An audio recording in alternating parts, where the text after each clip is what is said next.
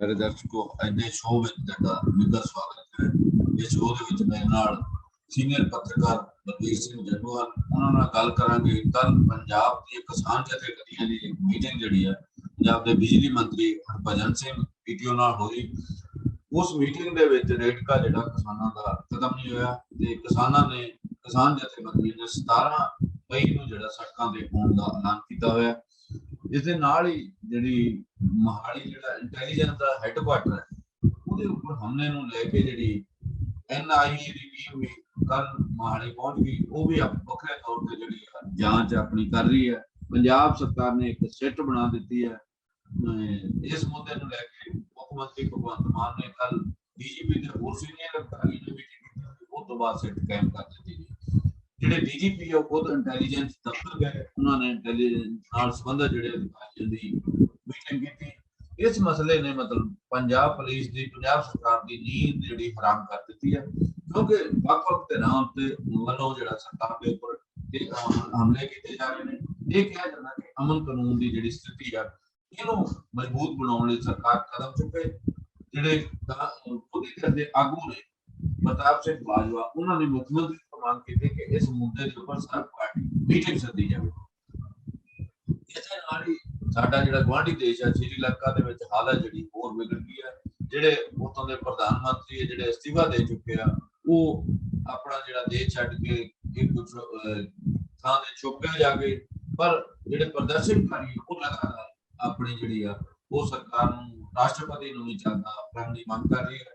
ਉੱਥੇ ਅੱਗੇ ਕੀ ਹੋਏਗਾ ਇਹਦੇ ਬਾਰੇ ਚਰਚਾ ਕਰਾਂਗੇ। ਸਭ ਤੋਂ ਪਹਿਲਾਂ ਕਿਸਾਨਾਂ ਦੀ ਜਿਹੜੀ ਮੀਟਿੰਗ ਬਿਜਲੀ ਮੰਤਰੀ ਨਾਲ ਹੋਈ ਹੈ ਉਹਦੇ ਚ ਕੁਝ ਹੱਲ ਨਿਕਲੇਗਾ, ਭਾਵੇਂ ਕਿ ਸਰਕਾਰ ਨੇ ਇੱਕ ਕਮੇਟੀ ਬਣਾਉਣ ਦਾ ਵੀ ਸੁਝਾਅ ਦਿੱਤਾ ਹੈ।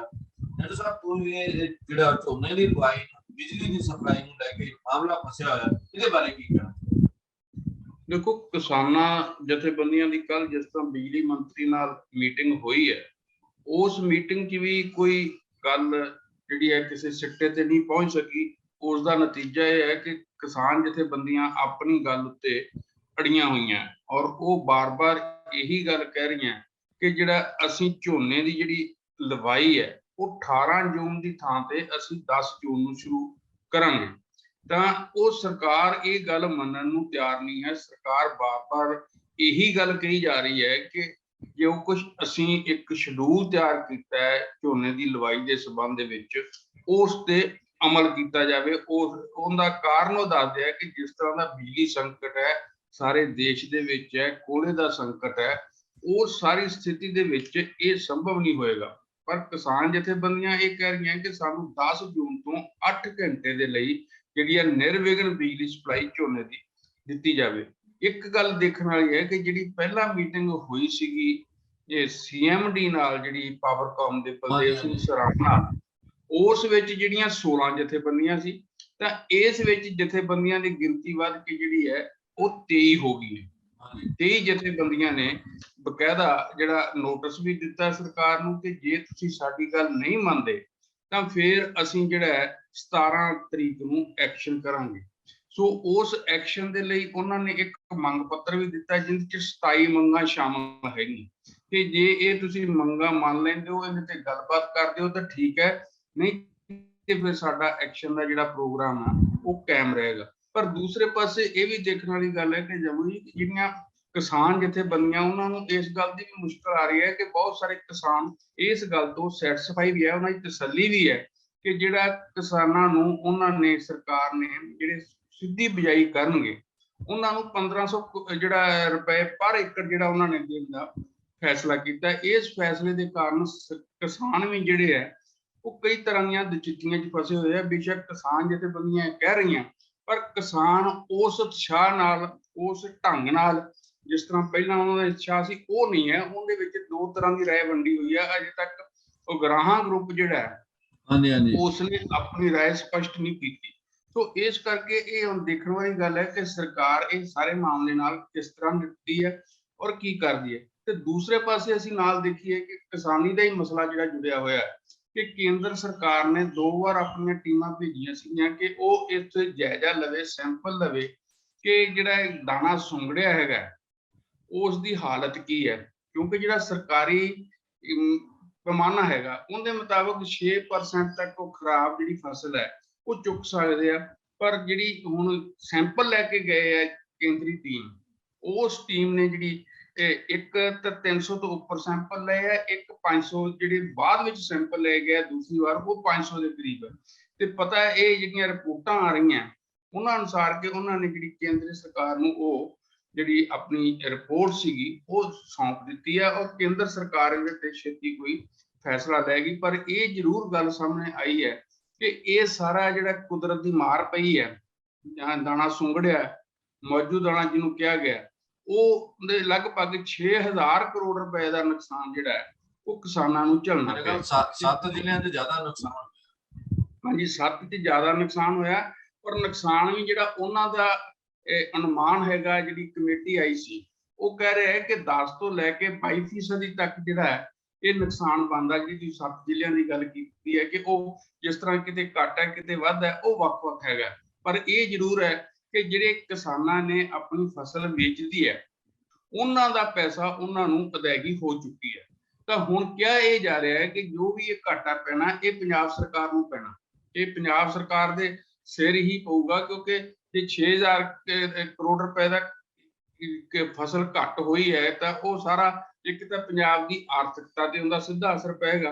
ਕਿਉਂਕਿ ਆਮ ਤੌਰ ਤੇ ਅਸੀਂ ਦੇਖਿਆ ਹੈ ਕਿ ਜਿਹੜਾ ਸਾਡੀ ਛੋਟੇ ਕਸਬੇ ਹੈਗੇ ਆ ਉਹਨਾਂ ਦਾ ਜਿਹੜਾ ਕਾਰੋਬਾਰ ਹੈ, ਜ਼ਿਆਦਾ ਵਪਾਰ ਹੈ, ਜਿਹੜਾ ਦੁਕਾਨਾਂ ਜਿਹੜੀਆਂ ਉਹ ਕਿਸਾਨੀ ਦੇ ਸਿਰ ਤੇ ਹੀ ਜ਼ਿਆਦਾ ਚੱਲਦੀਆਂ ਕਿ ਜਦੋਂ ਫਸਲ ਆਉਂਦੀ ਹੈ ਤਾਂ ਉਦੋਂ ਹੀ ਉਹਨਾਂ ਨੂੰ ਜਿਹੜਾ ਕਾਰੋਬਾਰ ਹੈ ਉਹਨਾਂ ਦਾ ਚਮਕਦਾ, ਜਾਂ ਜਿਹੜੇ ਬਕਾਏ ਉਧਾਰ ਗਿਆ ਹੁੰਦਾ ਉਹ ਉਹਨਾਂ ਦਾ ਵਾਪਸ ਆਉਂਦਾ। ਪਰ ਜੇ ਇਹ 6000 ਕਰੋੜ ਰੁਪਈਆ ਮਾਰਕੀਟ ਨਹੀਂ ਆਉਂਦਾ ਤਾਂ ਕੁਦਰਤੀ ਗੱਲ ਹੈ ਕਿ ਉਹ ਸਰਕੂਲੇਸ਼ਨ ਜਿਹੜੀ ਹੈ ਸਾਰਾ ਘਟੇਗਾ। ਸੋ ਇਸ ਕਰਕੇ ਹੁਣ ਦੇਖਣ ਵਾਲੀ ਗੱਲ ਇਹ ਹੈ ਕਿ ਕੇਂਦਰ ਇਹਦੇ ਤੇ ਕੀ ਫੈਸਲਾ ਲੈਂਦਾ ਤੇ ਇਹਦਾ ਪੰਜਾਬ ਸਰਕਾਰ ਨੂੰ ਕੀ ਮੁਆਵਜ਼ਾ ਮਿਲਦਾ। ਤੇ ਦੂਸਰੇ ਪਾਸੇ ਜਿਹੜੀਆਂ ਕਿਸਾਨ ਜਥੇਬੰਦੀਆਂ, ਜੇ ਸਰਕਾਰ ਉਹਨਾਂ ਨੂੰ ਸੈਟੀਸਫਾਈ ਨਹੀਂ ਕਰ ਪਾਉਂਦੀ, ਉਹਨਾਂ ਦੀ ਤਸੱਲੀ ਨਹੀਂ ਕਰ ਪਾਉਂਦੀ ਜਾਂ 10 ਜੂਨ ਦਾ ਫੈਸਲਾ ਨਹੀਂ ਲੈਂਦੀ, ਤਾਂ ਫਿਰ ਲੱਗਦਾ ਹੈਗਾ ਕਿ ਕਿਸਾਨ ਜਥੇਬੰਦੀਆਂ ਤੇ ਸਰਕਾਰ ਵਿੱਚ ਇੱਕ ਵਾਰ ਫਿਰ ਜਿਹੜੀ ਹੈ ਤਣਾਅ ਵਾਲੀ ਸਥਿਤੀ ਜਿਹੜੀ ਹੈ ਪਰ ਕਿਸਾਨ ਜਿਹੜੀ ਕਣਕ ਦੀ ਗੱਲ ਕਰਦੇ ਆ, ਕਿਸਾਨ ਤਾਂ ਉਹਦੇ ਤੇ 500 ਰੁਪਇਆ ਕੁਆਂਟਲ ਬੋਨਸ ਦੀ ਮੰਗ ਕਰਦੇ, ਉਹ ਜਿਹੜਾ ਨੁਕਸਾਨ ਹੋਇਆ ਉਹਦੀ ਭਰਪਾਈ ਲਈ। ਇਹ ਉਹਨਾਂ ਨੇ ਪੰਜਾਬ ਸਰਕਾਰ ਤੋਂ ਰੱਖੀ ਹੋਈ ਹੈ। ਉਹ ਜੰਮੂ ਜੀ ਉਹਨਾਂ ਜਿਹੜੀਆਂ 27 ਮੰਗਾਂ ਉਹਨੇ ਕਈ ਕੁਝ MSP ਵੀ ਹੈ, ਜਿਹੜੀ ਗੱਲ ਤੁਸੀਂ ਕਹਿ ਰਹੇ ਇਹ ਵੀ ਹੈ, ਹੋਰ ਵੀ ਉਹਨਾਂ ਦੀਆਂ ਮੰਗਾਂ ਜਿਹੜੀਆਂ 27 ਮੰਗਾਂ ਦਾ ਡਿਮਾਂਡ ਚਾਰਟਰ ਹੈ, ਕਿਉਂਕਿ ਸਾਡਾ ਸਮਾਂ ਘੱਟ ਕਈ ਕੁਝ ਹੈਗਾ। ਠੀਕ ਹੈ ਹਾਂਜੀ, ਤਾਂ ਇਸ ਕਰਕੇ ਅਸੀਂ ਉਹਦੇ ਵਿਸਥਾਰ 'ਚ ਤਾਂ ਜਾ ਨਹੀਂ ਸਕਦੇ ਕਿਉਂਕਿ ਸਾਡੇ ਕੋਲ ਸਮਾਂ ਬੜਾ ਸੀਮਤ ਹੁੰਦਾ ਹੈ ਤੇ ਉਹਦੇ 'ਚ ਅਸੀਂ ਆਪਣੀ ਗੱਲ ਕਹਿਣੀ ਹੁੰਦੀ ਹੈ। ਪਰ ਕੁੱਲ ਮਿਲਾ ਕੇ ਦੇਖਣ ਵਾਲੀ ਗੱਲ ਇਹ ਹੈ ਕਿ ਕਿਸਾਨੀ ਨੂੰ ਲਗਾਤਾਰ ਆਪਣੀ ਹਰ ਗੱਲ ਦੇ ਲਈ ਸੜਕਾਂ ਤੇ ਆਉਣਾ ਪੈ ਰਿਹਾ, ਸੰਘਰਸ਼ ਕਰਨਾ ਪੈ ਰਿਹਾ। ਤੇ ਇਹ ਗੱਲ ਦੇਖਣ ਵਾਲੀ ਹੈ ਕਿ ਕਿਤੇ ਨਾ ਕਿਤੇ ਜੇ ਸਰਕਾਰਾਂ ਜਾਂ ਪੰਜਾਬ ਸਰਕਾਰ ਖੇਤੀ ਨੀਤੀ ਕੋਈ ਸਪਸ਼ਟ ਬਣਾ ਲਵੇ ਤਾਂ ਉਹਦੇ ਨਾਲ ਇਹ ਜਿਹੜੀਆਂ ਕਿਸਾਨਾਂ ਨੂੰ ਬਾਰ-ਬਾਰ ਇਸ ਤਰ੍ਹਾਂ ਉੱਠ ਕੇ ਸੜਕਾਂ ਤੇ ਆਉਣਾ ਪੈਂਦਾ, ਅੰਦੋਲਨ ਕਰਨਾ ਪੈਂਦਾ, ਉਸ ਤੋਂ ਕਾਫੀ ਹੱਦ ਤੱਕ ਬਚਿਆ ਜਾ ਸਕਦਾ। ਸੋ ਇਹ ਦੇਖਦੇ ਆ, ਹੁਣ ਦੇਖਣ ਵਾਲਾ ਹੋਏਗਾ ਕਿ ਅੱਗੇ ਕਿਸਾਨਾਂ ਦੀ ਕਦੋਂ ਮੀਟਿੰਗ ਹੁੰਦੀ ਹੈ, ਕੀ ਮਾਮਲਾ ਹੱਲ ਹੋਏਗਾ। ਇਹ ਤਾਂ ਕਿਸਾਨ ਜਿਹੜੇ 17 ਮਈ ਨੂੰ ਸੜਕਾਂ ਤੇ ਨਿਕਲਣਗੇ ਤੇ ਸਰਕਾਰ ਖਿਲਾਫ ਪ੍ਰਦਰਸ਼ਨ ਜਿਹੜੀ ਹੈ ਮੁਜ਼ਾਹਰੇ ਉਹ ਕਰਨਗੇ। ਇਹ ਤੋਂ ਅਗਲੀ ਖਬਰ ਦਾ ਰੁਖ ਕਰਦੇ ਹਾਂ ਕਿ ਮਸਲਾ ਹੈਗਾ ਮੋਹਾਲੀ ਦੇ ਉੱਪਰ ਜਿਹੜਾ ਰਾਕਟ ਲਾਂਚ ਨਾਲ ਹਮਲਾ, ਉਸ ਹਮਲੇ ਨੇ ਪੰਜਾਬ ਸਰਕਾਰ ਇਹ ਸਰਕਾਰੀ ਮਤਲਬ ਚਿੰਤਾ ਦੇ ਵਿੱਚ ਪਾ ਦਿੱਤਾ। ਜਿਹੜਾ ਦਹਿਸ਼ਤਗਰਦੀ ਦਾ ਦੌਰ ਸੀ ਉਹਦਾ ਵੀ ਕਦੇ ਇਹੋ ਜਿਹਾ ਇੰਟੈਲੀਜੈਂਸ ਜਿਹੜਾ ਹੈਡਕੁਆਟਰ ਉਹਦੇ ਤੇ ਹਮਲਾ ਨਹੀਂ ਸੀ ਹੋਇਆ।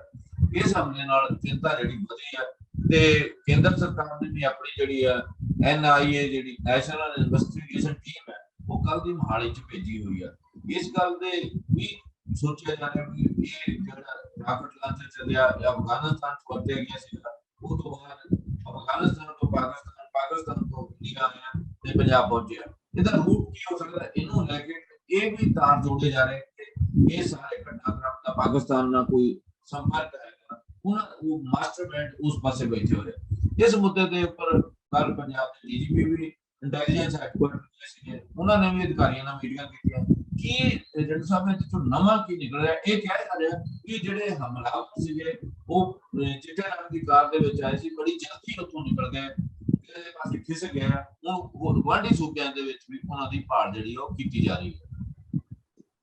ਤੇ ਸੋ ਇਹਦੇ ਵਿੱਚ ਇਹ ਜਿਹੜੀ ਘਟਨਾ ਹੈਗੀ, ਇਹ ਘਟਨਾ ਨੇ ਸਾਰੇ ਪਾਸੇ ਚਿੰਤਾ ਤਾਂ ਵਧਾਈ ਹੈਗੀ ਹੈ। ਉਹ ਠੀਕ ਹੈ ਗੱਲ, ਕਿਉਂਕਿ ਪਹਿਲਾਂ ਵੀ ਇਹ ਗੱਲ ਅਕਸਰ ਹੀ ਆਉਂਦੀ ਹੈ ਕਿ ਜਿਹੜੀਆਂ ਖੂਫੀਆ ਏਜੰਸੀਆਂ ਹੈਗੀਆਂ ਜਾਂ ਜਿਹੜੀਆਂ ਸੂਈਆ ਏਜੰਸੀਆਂ ਹੈਗੀਆਂ, ਜੇ ਉਹ ਪੂਰੀ ਚੌਕਸੀ ਨਾਲ ਕੰਮ ਕਰਨ ਤਾਂ ਸ਼ਾਇਦ ਇਦਾਂ ਦੀਆਂ ਘਟਨਾਵਾਂ ਨੂੰ ਵਾਪਰਨ ਤੋਂ ਰੋਕਿਆ ਜਾ ਸਕਦਾ ਹੈ। ਔਰ ਜਿਸ ਢੰਗ ਨਾਲ ਉਹ ਘਟਨਾ ਵਾਪਰੀ ਹੈ, ਜਿਸ ਤਰ੍ਹਾਂ ਦਾ ਵਿਸਥਾਰ ਉਹਦਾ ਸਾਹਮਣੇ ਆ ਰਿਹਾ ਹੈ, ਤੇ ਉਹਦੇ ਵਿੱਚ ਇਹ ਲੱਗਦਾ ਹੈ ਕਿ ਉੱਥੇ ਕਿਸ ਤਰ੍ਹਾਂ ਉੱਥੋਂ ਤੱਕ ਉਹਨਾਂ ਦੀ ਪਹੁੰਚ ਕਿਸ ਤਰ੍ਹਾਂ ਬਣੀ, ਇਹ ਵੀ ਦੇਖਣ ਵਾਲੀ ਗੱਲ ਹੈ।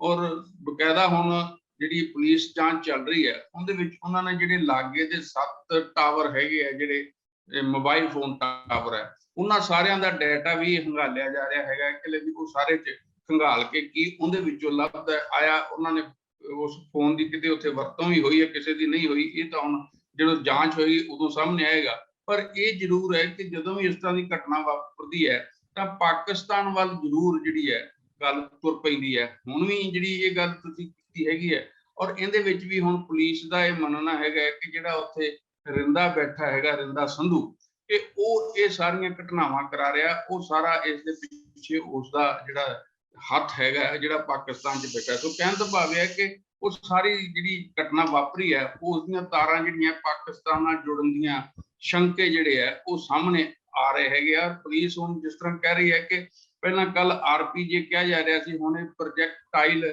ਨਾਂ ਦੀ ਉਸ ਜਿਹੜਾ ਉੱਥੇ ਸੁੱਟਿਆ ਗਿਆ ਉਸ ਨੂੰ ਇਹ ਨਾਂ ਦਿੱਤਾ ਗਿਆ। ਔਰ ਉਹਦੇ ਵਿੱਚ ਹੁਣ ਕੀ ਨਿਕਲ ਕੇ ਸਾਹਮਣੇ ਆਉਂਦਾ, ਕਿਉਂਕਿ ਜਾਂਚ 2 ਤਰ੍ਹਾਂ ਹੋ ਰਹੀ ਹੈ। ਇੱਕ ਜਾਂਚ ਤਾਂ ਕੇਂਦਰੀ ਏਜੰਸੀਆਂ ਕਰ ਰਹੀਆਂ, ਜਿਹੜੀ NIA ਦੀ ਤੁਸੀਂ ਗੱਲ ਕੀਤੀ ਹੈ, ਉਹ ਆਪਣੇ ਤੌਰ ਤੇ ਸਾਰੀ ਸਥਿਤੀ ਦਾ ਇੱਥੇ ਮੁਆਇਨਾ ਲੈ ਰਹੀ। ਇੱਕ ਜਾਂਚ ਜਿਹੜੀ ਹੈ ਪੁਲਿਸ ਵੱਲੋਂ ਕੀਤੀ ਜਾ ਰਹੀ ਹੈ, ਔਰ ਮੁੱਖ ਮੰਤਰੀ ਨੇ ਇਹ ਕਿਹਾ ਹੈਗਾ ਕਿ ਅਸੀਂ ਇਹ ਜਿਹੜੀ ਜਾਂਚ ਹੈ ਕਿਸੇ ਸਿੱਟੇ ਤੇ ਪਹੁੰਚੇਗੀ, ਔਰ ਅਸੀਂ ਇਸ ਜਿਹੜੇ ਵੀ ਇਹਦੇ ਦੋਸ਼ੀ ਪਾਏ ਗਏ ਉਹਨਾਂ ਖਿਲਾਫ ਅਸੀਂ ਸਖਤ ਕਾਰਵਾਈ ਕਰਾਂਗੇ। ਪਰ ਦੇਖਣ ਵਾਲੀ ਗੱਲ ਇਹ ਹੈ ਕਿ ਇਹ ਸਾਰਾ ਕੁਝ ਹੋਣ ਦੇ ਬਾਵਜੂਦ ਵੀ ਅਜੇ ਵੀ ਜਿਹੜੇ ਖਾਲਿਸਤਾਨੀ ਤੱਤ ਹੈਗੇ ਆ, ਅੰਸਰ ਹੈਗੇ ਆ, ਉਹਨਾਂ ਵੱਲੋਂ ਧਮਕੀਆਂ ਜਿਹੜਾ ਦੇਣ ਦਾ ਸਿਲਸਿਲਾ ਜਾਰੀ ਹੈ। ਜਿਸ ਤਰ੍ਹਾਂ ਹਿਮਾਚਲ ਪ੍ਰਦੇਸ਼ ਦੀ ਘਟਨਾ ਹੋਈ, ਮੁੱਖ ਮੰਤਰੀ ਨੂੰ ਧਮਕੀ ਦਿੱਤੀ ਗਈ ਜਾਨੋਂ ਮਾਰਨ ਦੀ। ਹਾਂਜੀ, ਉਹਦੇ ਵਿੱਚ ਗੁਰਪਤਵੰਤ ਸਿੰਘ ਪੰਨੂ ਵੱਲੋਂ ਫਿਰ ਦੁਬਾਰਾ ਹਿਮਾਚਲ ਦੇ ਜਿਹੜੇ ਮੁੱਖ ਮੰਤਰੀ ਹੈ ਉਹਨੂੰ ਇਸ ਗੱਲ ਦੀ ਧਮਕੀ ਦਿੱਤੀ ਗਈ ਹੈ ਕਿ ਜੇ ਤੁਸੀਂ ਜਿਹੜੀ ਆਪਣੀ ਜਾਂਚ ਕਰ ਰਹੇ ਹੈ, ਜੋ ਤੁਸੀਂ ਕਾਰਵਾਈ ਕਰ ਰਹੇ ਹੈ, ਜੋ ਵਿਧਾਨ ਸਭਾ 'ਚ ਅਸੀਂ ਉੱਥੇ ਖਾਲਿਸਤਾਨ ਦਾ ਝੰਡਾ ਲਹਿਰਾਇਆ ਜਾਂ ਨਾਅਰੇ ਲਿਖੇ ਹੈ, ਤਾਂ ਫਿਰ ਇਹ ਕਾਰਵਾਈ ਜਿਹੜੀ ਮੋਹਾਲੀ ਵਰਗੀ ਆ ਉਹ ਤੁਹਾਡੇ ਨਾਲ ਵੀ ਵਾਪਰ ਸਕਦਾ, ਉਹ ਇੱਥੇ ਵੀ ਕਾਰਵਾਈ ਹੋ ਸਕਦੀ ਹੈ। ਸੋ ਇਸ ਕਰਕੇ ਇਸ ਤਰ੍ਹਾਂ ਦੀਆਂ ਜਿਹੜੀਆਂ ਧਮਕੀਆਂ ਤੇ ਜਿਹੜੀਆਂ ਇਸ ਤਰ੍ਹਾਂ ਦੀਆਂ ਘਟਨਾਵਾਂ, ਉਹਦੇ ਨਾਲ ਇੱਕ ਖੌਫ ਦਾ ਮਾਹੌਲ ਤਾਂ ਸਾਰੇ ਪਾਸੇ, ਦਹਿਸ਼ਤ ਦਾ ਮਾਹੌਲ ਤਾਂ ਬਣ ਹੀ ਰਿਹਾ ਹੈਗਾ। ਪਰ ਇਹ ਜ਼ਰੂਰ ਹੈ, ਜਿਸ ਤਰ੍ਹਾਂ ਹੁਣ ਕੱਲ ਅਸੀਂ ਦੇਖਦੇ ਹਾਂ ਕਿ ਇਹੋ ਜਿਹੇ ਮਾਹੌਲ ਦੇ ਵਿੱਚ ਅਫਵਾਹਾਂ ਵੀ ਬਹੁਤ ਉੱਡਣ ਲੱਗ ਜਾਂਦੀਆਂ। ਕੱਲ ਇੱਕ ਇਸ ਤਰ੍ਹਾਂ ਦੀ ਅਫਵਾਹ ਸਾਹਮਣੇ ਆਈ ਕਿ ਵੀ ਇੱਕ ਧਮਾਕਾ ਹੋਰ ਹੋ ਗਿਆ, ਇਹ ਜਿਹੜਾ ਮਾਹੌਲ ਬਣਦਾ ਹੈ ਉਹਦੇ ਵਿੱਚ ਜਿਹੜੇ ਅਫਵਾਹਾਂ ਫੈਲਾਉਣ ਵਾਲੇ ਆ ਜਾਂ ਜਿਹੜੀ ਇਸ ਤਰ੍ਹਾਂ ਦੇ ਲੋਕ ਹੈਗੇ ਆ, ਅਨਸਰ ਹੈਗੇ ਆ, ਉਹਨਾਂ ਨੂੰ ਮੌਕਾ ਵੀ ਮਿਲ ਜਾਂਦਾ। ਲੋਕ ਸ਼ੁਰੂ 'ਚ ਗੱਲ ਤੇ ਯਕੀਨ ਵੀ ਕਰ ਲੈਂਦੇ ਜਿੰਨੀ ਦੇਰ ਤੱਕ ਉਸ ਗੱਲ ਦੀ ਤਹਿ ਤੱਕ ਜਾ ਕੇ ਇਹ ਪਤਾ ਨਾ ਲੱਗੇ ਕਿ ਇਹ ਗੱਲ ਝੂਠੀ ਹੈ, ਅਫਵਾਹ ਦੇ ਤੌਰ ਤੇ ਫੈਲਾਈ ਗਈ ਹੈ। ਕਿਉਂਕਿ ਇੱਕ ਸੋਸ਼ਲ ਮੀਡੀਆ ਦਾ ਸਰਗਰਮੀ ਹੋਣ ਕਰਕੇ, ਦੂਜਾ ਵੱਖ-ਵੱਖ ਪਾਰਟੀਆਂ ਦੇ IT ਸੈੱਲ ਜਿਹੜੇ ਆ ਉਹ ਫੌਰੀ ਜੇ ਕੋਈ ਏਦਾਂ ਦੀ ਗੱਲ ਆਉਂਦੀ ਹੈ ਤਾਂ ਉਹਦੇ ਤੇ ਜਿਸ ਢੰਗ ਨਾਲ ਆਪਣਾ ਪ੍ਰਤੀਕਰਮ ਦੇ ਕੇ ਉਸ ਗੱਲ ਨੂੰ ਹੋਰ ਹਵਾ ਦੇ ਦਿੰਦੇ ਆ, ਤਾਂ ਉਹਦੇ ਨਾਲ ਲੋਕਾਂ ਦੇ ਅੰਦਰ ਦਹਿਸ਼ਤ ਜਿਹੜੀ ਹੈ ਹੋਰ ਵੀ ਫੈਲਦੀ ਹੈ। ਸੋ ਇਸ ਕਰਕੇ ਇਹ ਜੋ ਕੁਝ ਵਾਪਰ ਰਿਹਾ ਹੈਗਾ, ਇਹ ਹੁਣ ਜਾਂਚ ਦੇ ਵਿੱਚ ਕੀ ਸਾਹਮਣੇ ਆਏਗਾ ਉਹਦੇ ਤੋਂ ਪਤਾ ਲੱਗੇਗਾ। ਪਰ ਇਹ ਜ਼ਰੂਰ ਹੈ ਕਿ ਇਹਦੇ ਨਾਲ ਇਹ ਕਿਤੇ ਨਾ ਕਿਤੇ ਗੱਲ ਜ਼ਰੂਰ ਆਈ ਕਿ ਜਿਹੜੇ ਸਾਡੇ ਸੁਰੱਖਿਆ ਇੰਤਜ਼ਾਮ ਹੈਗੇ ਆ ਉਹਨਾਂ ਦੇ ਉੱਤੇ ਜ਼ਰੂਰ ਸਵਾਲੀਆ ਨਿਸ਼ਾਨ ਉੱਠਣ ਲੱਗ ਗਏ ਆ। ਔਰ ਬਕਾਇਦਾ ਇਹ ਗੱਲ ਕਹੀ ਜਾਣ ਲੱਗ ਗਈ ਹੈ ਕਿ ਪੰਜਾਬ ਦੇ ਅੰਦਰ ਅਮਨ ਕਾਨੂੰਨ ਦੀ ਜਿਹੜੀ ਸਥਿਤੀ ਹੈ ਉਹ ਠੀਕ ਨਹੀਂ ਹੈ। ਤੇ ਸੋ ਇਸੇ ਕਰਕੇ ਹੁਣ ਮੁੱਖ ਮੰਤਰੀ ਨੂੰ ਵੀ ਇਸ ਗੱਲ ਦਾ ਨੋਟਿਸ ਲਿਆ, ਔਰ ਬਕਾਇਦਾ ਜਿਹੜੇ ਕੱਲ DGP ਹੈਗੇ ਆ ਭਾਂਬਰਾ, ਉਹ ਵੀ ਉੱਥੇ ਜਾ ਕੇ ਆਏ, ਉਹਨਾਂ ਨੇ ਉੱਥੇ ਸਥਿਤੀ ਦਾ ਜਾਇਜ਼ਾ ਲਿਆ। ਹੁਣ ਇਹ ਸਾਰੇ ਦੇ ਵਿੱਚੋਂ ਕੀ ਨਿਕਲ ਕੇ ਸਾਹਮਣੇ ਆਉਂਦਾ ਇਹ ਜਾਂਚ ਤੇ ਨਿਰਭਰ ਕਰੇਗਾ, ਜਾਂ ਆਉਣ ਵਾਲੇ ਦਿਨਾਂ ਦੇ ਵਿੱਚ ਸਰਕਾਰ ਇਹ ਸਾਰੀ ਅਮਨ ਕਾਨੂੰਨ ਦੀ ਜਿਹੜੀ ਵਿਗੜ ਰਹੀ ਸਥਿਤੀ ਹੈ ਉਸ ਨੂੰ ਕਿਸ ਤਰ੍ਹਾਂ ਨਜਿੱਠਦੀ ਹੈ, ਇਹ ਵੀ ਦੇਖਣ ਵਾਲੇ ਹੋਏਗੇ। ਇਹ ਸਾਰੀ ਜ਼ਿੰਮੇਵਾਰੀ ਹੁਣ ਜਿਹੜੀ ਹੈ ਪੁਲਿਸ ਪ੍ਰਸ਼ਾਸਨ, ਸਿਵਲ ਪ੍ਰਸ਼ਾਸਨ ਤੇ ਸਰਕਾਰ ਦੇ ਉੱਤੇ ਨਿਰਭਰ ਕਰੇਗੀ ਕਿ ਉਹ ਲੋਕਾਂ ਦੇ ਅੰਦਰ ਫਿਰ ਜਿਹੜਾ ਭਰੋਸਾ ਟੁੱਟ ਰਿਹਾ ਲੋਕਾਂ ਦਾ, ਉਸ ਭਰੋਸੇ ਨੂੰ ਬਰਕਰਾਰ ਕਰੇ, ਔਰ ਲੋਕਾਂ ਦੇ ਅੰਦਰ ਇੱਕ ਜਿਹੜਾ ਅਮਨ ਸ਼ਾਂਤੀ, ਜਿਸ ਤਰ੍ਹਾਂ ਪੰਜਾਬ ਦੇ ਲੋਕ ਅਸੀਂ ਦੇਖਿਆ ਕਿ ਪਿਛਲੇ ਸਮੇਂ 'ਚ ਕੋਈ ਵੀ ਏਦਾਂ ਦੀ ਘਟਨਾ ਹੁੰਦੀ ਹੈ ਤਾਂ ਪੰਜਾਬ ਦੇ ਲੋਕਾਂ ਨੇ ਹਮੇਸ਼ਾ ਹੀ ਅਮਨ ਬਣਾਈ ਰੱਖਣ 'ਚ ਜਿਹੜਾ ਹੈ ਬਹੁਤ ਵੱਡਾ ਰੋਲ ਅਦਾ ਕੀਤਾ ਹੈ। ਅਮਨ ਨੂੰ ਤਰਜੀਹ ਦਿੱਤੀ ਹੈ, ਸ਼ਾਂਤੀ ਨੂੰ ਤਰਜੀਹ ਦਿੱਤੀ ਹੈ। ਬੇਸ਼ੱਕ ਇੱਦਾਂ ਦੇ ਜਿਹੜੇ ਅਨਸਰ ਹੈ ਉਹਨਾਂ ਵੱਲੋਂ ਇੱਥੇ ਹਿੰਸਕ ਕਾਰਵਾਈਆਂ ਕੀਤੀਆਂ ਗਈਆਂ ਸੀ। ਪਟਿਆਲੇ ਦੀ ਘਟਨਾ ਨੂੰ ਜੇ ਯਾਦ ਕਰੀਏ ਤਾਂ ਉਹਦੇ ਵਿੱਚ ਵੀ ਜਿਹੜੇ ਉਹ ਕੁਛ ਇੱਕ ਮੁੱਠੀ ਭਰ ਲੋਕ ਸੀ, ਉਹਨਾਂ ਨੇ ਪੂਰਾ ਯਤਨ ਕੀਤਾ ਸੀਗਾ ਕਿ ਸਥਿਤੀ ਵਿਗੜੇ, ਹਿੰਸਕ ਕਾਰਵਾਈ ਕਰਨ ਦਾ ਵੀ ਯਤਨ ਕੀਤਾ, ਪਰ ਲੋਕਾਂ ਨੇ ਉੱਥੇ ਸ਼ਾਂਤੀ ਬਣਾਈ ਰੱਖੇ। ਸੋ ਇਸ ਕਰਕੇ ਪੰਜਾਬ ਦੇ ਲੋਕ ਸ਼ਾਂਤੀ ਪਸੰਦ, ਅਮਨ ਪਸੰਦ, ਕਿਉਂਕਿ ਪੰਜਾਬ ਦੇ ਲੋਕਾਂ ਨੇ ਆਪਣੇ ਪਿੰਡੇ ਤੇ ਸਾਰਾ ਕੁਝ ਹੰਢਾਇਆ। ਸੋ ਇਸ ਕਰਕੇ ਹੁਣ ਸਰਕਾਰ ਦੀ ਜ਼ਿੰਮੇਵਾਰੀ ਬਣਦੀ ਹੈ ਕਿ ਲੋਕਾਂ ਦਾ ਜਿਹੜਾ ਭਰੋਸਾ ਟੁੱਟ ਰਿਹਾ ਉਸ ਭਰੋਸੇ ਨੂੰ ਬਰਕਰਾਰ ਕਰੇ ਔਰ ਕਾਇਮ ਰੱਖੇ, ਮਤਲਬ ਜਿਹੜਾ ਭਰੋਸਾ ਉਹਨਾਂ ਦਾ ਬਣੇ ਤੇ ਸਰਕਾਰ ਵੀ ਭਰੋਸਾ ਵਧੇ ਤੇ ਅਮਨ ਕਾਨੂੰਨ ਦੀ ਸਥਿਤੀ ਜਿਹੜੀ ਠੀਕ ਹੋਵੇ। ਤੇ ਇਹੋ ਜਿਹੀਆਂ ਘਟਨਾਵਾਂ ਨੂੰ ਰੋਕਣ ਦੇ ਲਈ ਜਿਹੜੇ ਹੋਰ ਕਦਮ ਚੁੱਕਣ ਦੀ ਲੋੜ ਹੈ ਉਹ ਸਰਕਾਰ ਚੁੱਕੇ, ਤਾਂ ਹੀ ਇਹ ਠੀਕ ਦਿਸ਼ਾ ਵਿੱਚ ਗੱਲ ਅੱਗੇ ਤੁਰੇਗੀ। ਤੇ ਜੇ ਇਸ ਤਰ੍ਹਾਂ ਦੀਆਂ ਘਟਨਾਵਾਂ ਹੋਰ ਵਾਪਰਦੀਆਂ ਜਾਂ ਹੋਰ ਕੋਈ ਇਸ ਤਰ੍ਹਾਂ ਦਾ ਵਰਤਾਰਾ ਸਾਹਮਣੇ ਆਉਂਦਾ ਹੈ ਤਾਂ ਉਹ ਪੰਜਾਬ ਲਈ ਵੀ ਮਾੜਾ ਹੈ, ਦੇਸ਼ ਲਈ ਵੀ ਮਾੜਾ ਹੈ ਤੇ ਸਾਡੇ ਭਾਈਚਾਰੇ ਦੀ, ਸਾਡੀ ਸਦਭਾਵਨਾ ਲਈ ਵੀ ਉਹ ਮਾੜਾ ਹੋਏ। ਸਾਹਿਬ, ਇਸ ਤੋਂ ਅੱਗੇ ਵਧਦੇ ਹਾਂ ਕਿ ਪਿਛਲੀਆਂ ਜਿਹੜੀਆਂ ਵਿਧਾਨ ਸਭਾ ਦੀਆਂ ਚੋਣਾਂ ਹੋ ਕੇ ਹਟੀਆਂ, ਉਹਨਾਂ ਨੂੰ ਨਵੀਂ ਪਾਰਟੀ ਜਿਹੜੀ ਸਰਕਾਰ ਆ ਚੁੱਕੀ, ਉਹਦੀ ਸਰਕਾਰ ਬਣੇ ਨੂੰ 2 ਮਹੀਨੇ ਹੋ ਗਏ ਹੈ, ਪਰ ਜਿਹੜੇ ਸਾਬਕਾ ਵਿਧਾਇਕ ਹੋ ਗਏ ਉਹਨਾਂ ਦਾ ਮਨ ਜਿਹੜਾ ਸਰਕਾਰੀ ਜਿਹੜੇ ਫਲੈਟ ਸੀਗੇ ਉਹਨਾਂ ਨਾਲ ਲੱਗਾ ਹੋਇਆ, ਉਹ ਮਕਾਨ ਜਿਹੜੇ ਖਾਲੀ ਕਰਨ ਚ ਹੀ ਨਹੀਂ ਆ ਰਹੇ। 2 ਮਹੀਨੇ ਹੋ ਗਏ ਅਜੇ ਤੱਕ ਮਕਾਨ ਖਾਲੀ ਨਹੀਂ ਕੀਤੇ, ਭਾਵੇਂ ਕਿ ਉਹਨਾਂ ਨੂੰ ਵਾਰ-ਵਾਰ ਨੋਟਿਸ ਦਿੱਤੇ ਜਾ ਰਹੇ ਆ। ਤੇ ਜੇ ਪੰਜਾਬ ਵਿਧਾਨ ਸਭਾ ਦੇ ਜਿਹੜੇ ਸਪੀਕਰ ਨੇ ਬਲਤਾਰ ਸਿੰਘ ਸੰਧਵਾ, ਉਹਨਾਂ ਕਿਹਾ ਵੀ ਅਸੀਂ ਉਹਨਾਂ ਨੂੰ ਪਰਸਿਊ ਕਰ ਰਹੇ ਹਾਂ ਤੇ ਉਹਨਾਂ ਨੂੰ ਆਪਣੇ ਤੌਰ ਤੇ ਜਿਹੜੇ ਫਲੈਟ ਆ ਉਹ ਖਾਲੀ ਕਰ ਦੇਣੇ ਚਾਹੀਦੇ ਤਾਂ ਕਿ ਜਿਹੜੇ ਨਵੇਂ ਵਿਧਾਇਕ ਆ ਉਹ ਉਹਨਾਂ ਨੂੰ ਲੈ ਸਕਣ। ਸੋ ਇਹ 18 ਦੇ ਕਰੀਬ ਵਿਧਾਇਕ ਆ ਜਿਨ੍ਹਾਂ ਨੇ ਅਜੇ ਤੱਕ ਜਿਹੜੇ ਸਰਕਾਰੀ ਫਲੈਟ ਜਿਹੜੇ ਆ MLA ਹੋਸਟਲ ਜਿਹਨੂੰ ਕਹਿ ਦਿੰਦੇ ਆ ਉਹ ਖਾਲੀ ਨਹੀਂ ਕੀਤੇ। ਤੇ ਇਹਦੇ ਬਾਰੇ ਤੁਸੀਂ ਕੀ ਕਹਿਣਾ ਚਾਹੁੰਦੇ, ਕੀ ਮੋਰ ਉਹਨਾਂ ਨਾਲ? ਵੈਸੇ ਦੇਖੋ, ਗੱਲ ਇਹ ਹੈ ਕਿ ਇਹ ਜਿਹੜੇ ਫਲੈਟ ਹੈਗੇ ਆ, ਚਾਹੇ ਕੋਠੀਆਂ ਹੈਗੀਆਂ ਮੰਤਰੀਆਂ ਦੀਆਂ, ਇਹ ਸਾਰੀਆਂ ਜਿਹੜੀਆਂ ਸੀਮਤ ਹੁੰਦੀਆਂ, ਸੀਮਤ ਦਾ ਕਹਿਣ ਤੋਂ ਭਾਵ ਇਹ ਹੈ ਕਿ ਜਿੰਨੀ ਵਿਧਾਇਕਾਂ ਦੀ ਗਿਣਤੀ ਹੈ ਜਾਂ ਜਿੰਨੀ ਮੰਤਰੀਆਂ ਦੀ ਗਿਣਤੀ ਹੈ ਉਨੇ ਹੀ ਬੰਦੇ ਆ ਹੈਗੇ ਆ, ਬਣੇ ਹੋਏ ਆ, ਉਨੇ ਹੀ ਉਹਨਾਂ ਦੀ ਨਿਰਮਾਣ ਹੋਇਆ ਤੇ ਲੋਕ ਨਿਰਮਾਣ ਵਿਭਾਗ ਹੀ ਇਹਦਾ ਸਾਰਾ ਇੰਚਾਰਜ ਹੈਗਾ, ਉਹ ਹੀ ਇਹਦੇ ਸਾਰੇ ਮੇਨਟੇਨੈਂਸ ਕਰਦਾ ਹੈ, ਇਹਦਾ ਸਾਰਾ ਦੇਖਭਾਲ ਕਰਦਾ।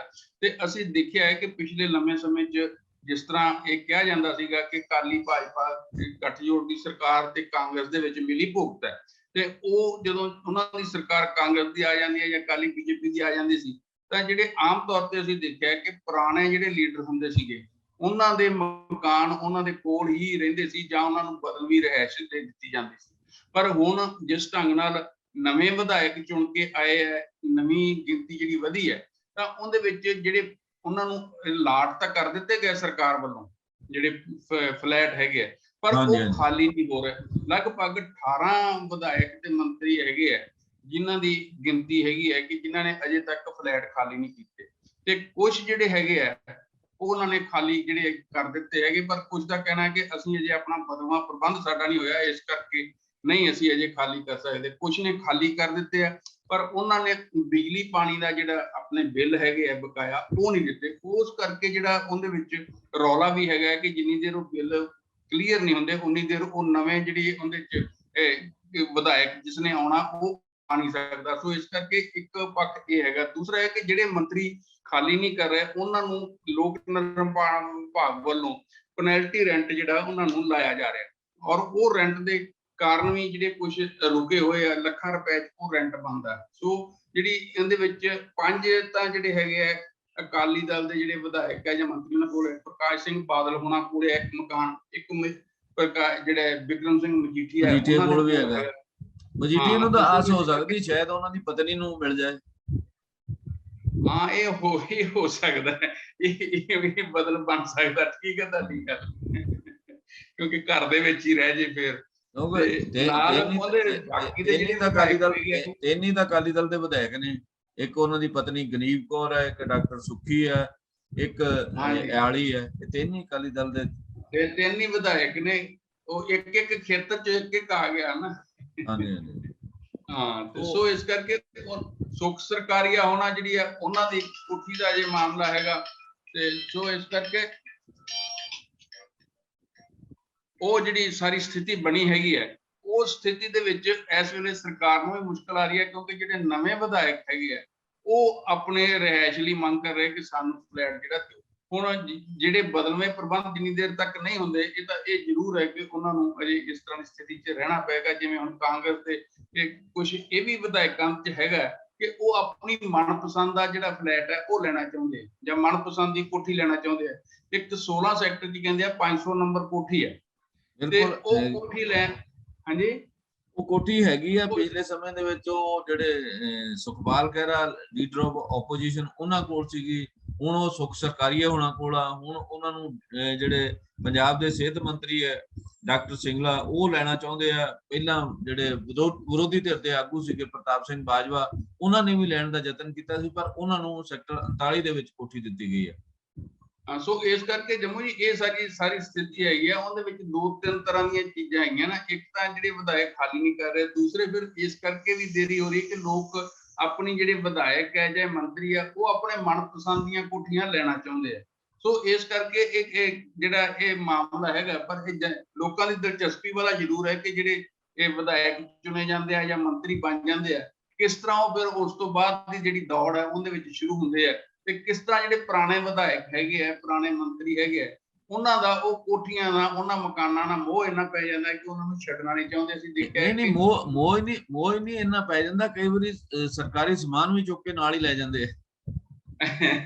ਉਹ ਬੀਬੀ ਰਜਿੰਦਰ ਕੌਰ ਭੱਠਲ ਨੂੰ ਵੀ ਮਤਲਬ ਉਹਨੂੰ ਜਦੋਂ ਨੋਟਿਸ ਦਿੱਤਾ ਉਸ ਤੋਂ ਬਾਅਦ ਹੀ ਹੁਣ ਇਸ ਤਰ੍ਹਾਂ ਦਾ ਨੋਟ ਸੀ ਸੁਖ ਸਰਕਾਰੀਆ ਨੂੰ ਮਿਲਿਆ। ਤਰਜਿੰਦਰ ਸਿੰਘ ਬਾਜਵਾ ਨੂੰ ਵੀ ਸ਼ਾਇਦ ਕਹਿੰਦੇ ਆ ਇਸ ਤਰ੍ਹਾਂ ਦਾ ਨੋਟਿਸ ਗਿਆ ਹੈਗਾ।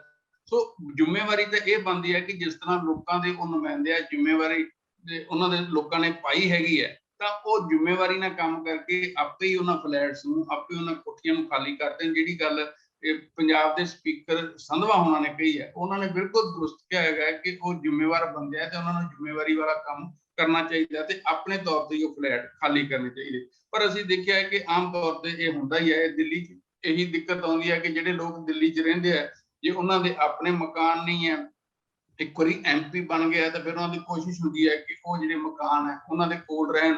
ਤਾਂ ਉਹਦੇ ਲਈ ਉਹ ਕਈ ਤਰ੍ਹਾਂ ਦੇ ਜਿਹੜੇ ਆ ਪਾਪੜ ਵੀ ਵੇਲਦੇ ਆ, ਇੱਕ ਉਹਦੇ ਤੁਹਾਡੇ ਦੂਜੇ ਉਹਦੇ ਤੇ, ਦੂਜੇ ਤੋਂ ਤੀਜੇ ਤੇ। ਸੋ ਇਸ ਕਰਕੇ ਇਹ ਜਿਹੜਾ ਸਰਕਾਰੀ ਮਕਾਨਾਂ ਦਾ ਇੱਕ ਹੈਗਾ ਲੋਕਾਂ ਦੇ ਅੰਦਰ ਕਰੇਜ਼, ਉਸ ਕਰੇਜ਼ ਕਰਕੇ ਵੀ ਇਹ ਜਿਹੜਾ ਛੱਡਣ ਨੂੰ ਜੀ ਨਹੀਂ ਕਰਦਾ ਕਿ ਸਰਕਾਰੀ ਮਕਾਨ 'ਚ ਬੈਠੇ ਆ।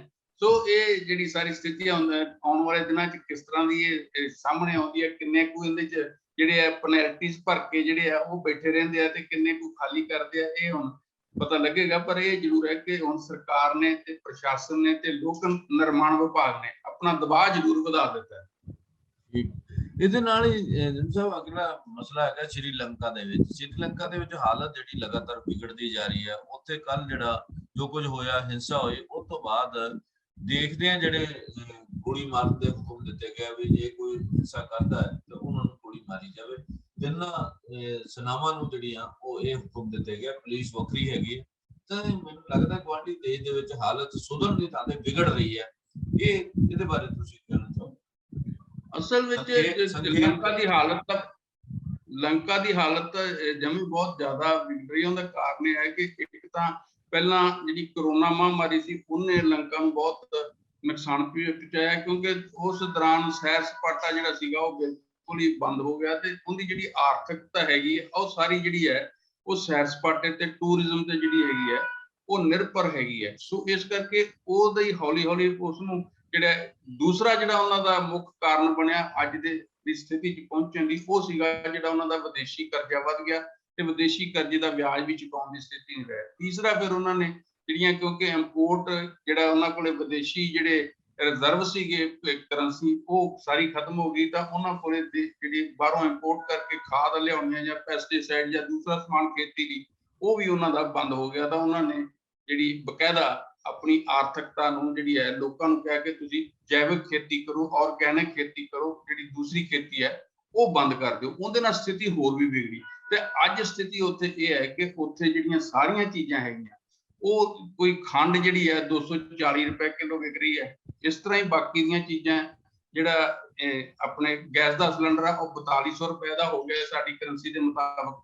ਸੋ ਇਹ ਸਾਰੀ ਸਥਿਤੀ ਕਰਕੇ ਉੱਥੇ ਲੋਕਾਂ ਦਾ ਜਿਹੜਾ ਗੁੱਸਾ ਹੈ ਉਹ ਲਗਾਤਾਰ ਹੀ ਵੱਧਦਾ ਜਾ ਰਿਹਾ ਔਰ ਇਹ ਸਰਕਾਰ ਦੇ ਖਿਲਾਫ ਹੀ ਵੱਧ ਰਿਹਾ, ਕਿਉਂਕਿ ਇਸ ਜਿਹੜੀ ਸਰਕਾਰ ਹੈ ਮੌਜੂਦਾ, ਇਹ ਸਾਰੇ ਰਿਸ਼ਤੇਦਾਰ ਹੀ ਨੇ ਰਾਜਪਾਲ, ਚਾਹੇ ਰਾਸ਼ਟਰਪਤੀ ਹੈ, ਚਾਹੇ ਪ੍ਰਧਾਨ ਮੰਤਰੀ ਹੈ, ਚਾਹੇ ਰੱਖਿਆ ਮੰਤਰੀ ਹੈ, ਤੇ ਉਸ ਪਰਿਵਾਰ ਦੇ ਖਿਲਾਫ ਗੁੱਸਾ ਬਹੁਤ ਵਧਿਆ ਹੈ। ਤੇ ਖਾਸ ਕਰਕੇ ਉਹਨਾਂ ਨੇ ਜਿਸ ਤਰ੍ਹਾਂ ਦੀ ਉੱਥੇ ਪੋਲਰਾਈਜੇਸ਼ਨ ਕਰਨ ਦੀ ਯਤਨ ਕੀਤਾ ਹੈਗਾ, ਉਸ ਕਰਕੇ ਲੋਕਾਂ ਨੂੰ ਇਹ ਲੱਗਦਾ ਹੈ ਕਿ ਇਹ ਸਾਨੂੰ ਵੰਡ ਕੇ ਤੇ ਆਪ ਇਹ ਪਰਿਵਾਰ ਜਿਹੜਾ ਹੈ ਰਾਜ ਭਾਗ ਤੇ ਕਾਬੂ ਰਹਿਣਾ ਚਾਹੁੰਦਾ ਤੇ ਉਹਨਾਂ ਦਾ ਗੁੱਸਾ ਇੰਨਾ ਵੱਧ ਗਿਆ ਕਿ ਉਹਨੂੰ ਹੁਣ ਉਹ ਚਾਹੁੰਦੇ ਨਹੀਂ ਹੈ, ਲੋਕ ਉੱਥੋਂ ਦੇ ਜਿਹੜੇ ਗੁੱਸੇ 'ਚ ਹੈ, ਅੰਦੋਲਨ ਕਰ ਰਹੇ ਆ, ਉਹ ਕਹਿੰਦੇ ਆ ਕਿ ਅਸੀਂ ਇਹਨਾਂ ਨੂੰ ਦੇਸ਼ ਤੋਂ ਬਾਹਰ ਭੱਜਣ ਨਹੀਂ ਦੇਣਾ।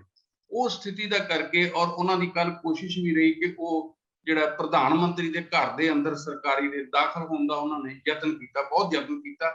ਪੁਲਿਸ ਤੇ ਫੌਜ ਨੇ ਉਹਨਾਂ ਨੂੰ ਰੋਕਿਆ, ਬੇਸ਼ੱਕ ਨੁਕਸਾਨ ਵੀ ਹੋਇਆ, ਪਰ ਉਹਦੇ ਵਿੱਚ ਉਹਨਾਂ ਨੂੰ ਅਲਟੀਮੇਟਲੀ ਭੱਜ ਕੇ ਉੱਥੋਂ ਜਾਨ ਬਚਾ ਕੇ ਜਿਹੜਾ ਜਲ ਸੈਨਾ ਉਹਨਾਂ ਦੇ ਜਿਹੜੇ ਬੇਸ ਹੈਗਾ ਉਹਦੇ ਅੰਦਰ ਜਾ ਕੇ ਰਹਿਣਾ ਪਿਆ। ਹੁਣ ਲੋਕਾਂ ਦਾ ਗੁੱਸਾ ਜਿਹੜਾ ਰਾਸ਼ਟਰਪਤੀ ਹੈ ਉਸ ਦੇ ਖਿਲਾਫ ਹੈ, ਕਿਉਂਕਿ ਉਹ ਵੀ ਉਹਨਾਂ ਦੇ ਪਰਿਵਾਰ ਦੇ ਵਿੱਚੋਂ ਹੀ ਹੈ।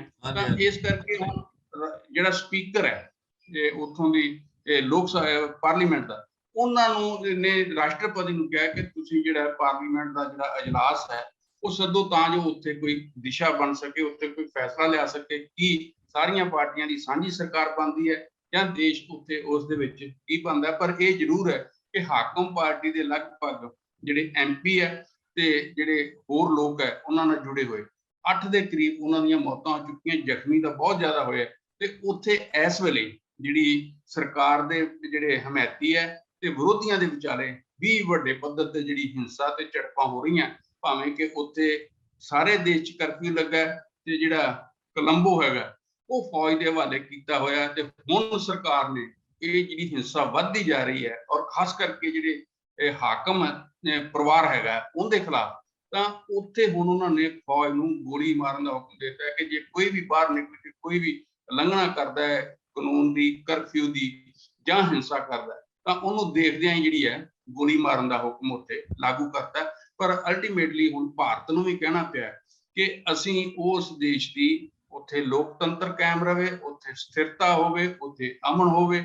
ਇਸ ਕਰਕੇ ਅਸੀਂ ਉਹਦੇ ਲਈ ਹਰ ਯਤਨ ਜਿਹੜਾ ਹਰ ਮਦਦ ਜਿਹੜੀ ਹੈ ਸ਼੍ਰੀਲੰਕਾ ਦੀ ਕਰਨ ਨੂੰ ਤਿਆਰ ਹੈ। ਇਸ ਤਰ੍ਹਾਂ ਹੀ ਬੰਗਲਾਦੇਸ਼ ਨੇ ਵੀ ਉਹਨਾਂ ਦਾ ਕੀਤਾ ਹੈ। ਬਾਕੀ ਹੁਣ ਦੇਖਦੇ ਹਾਂ ਕਿ ਆਉਣ ਵਾਲੇ ਦਿਨਾਂ 'ਚ ਉੱਥੇ ਜਿਹੜੀ ਪਾਰਲੀਮੈਂਟ ਦਾ ਜੇ ਇਜਲਾਸ ਹੁੰਦਾ ਕੀ ਉੱਥੇ ਸਾਂਝੀ ਸਰਕਾਰ ਬਣਦੀ ਹੈ, ਸਰਬ ਪਾਰਟੀ ਜਿਹੜੀ ਸਰਕਾਰ ਬਣਦੀ ਹੈ, ਜਾਂ ਕੋਈ ਹੋਰ ਉਹ ਦੇਸ਼ ਰਸਤਾ ਅਖਤਿਆਰ ਕਰਦਾ ਤੇ ਲੋਕਾਂ ਦਾ ਉੱਥੇ ਗੁੱਸਾ ਕਿਸ ਤਰ੍ਹਾਂ ਉਹ ਠੰਡਾ ਕਰਦੇ ਆ ਜਾਂ ਲੋਕਾਂ ਨੂੰ ਕਿਸ ਤਰ੍ਹਾਂ ਉੱਥੇ ਰਾਹਤ ਮਿਲੇਗੀ, ਇਹ ਤਾਂ ਹੁਣ ਪਤਾ ਲੱਗੇਗਾ ਆਉਣ ਵਾਲੇ ਦਿਨਾਂ 'ਚ। ਜੰਡੂ ਸਾਹਿਬ ਬਹੁਤ ਬਹੁਤ ਧੰਨਵਾਦ। ਧੰਨਵਾਦ।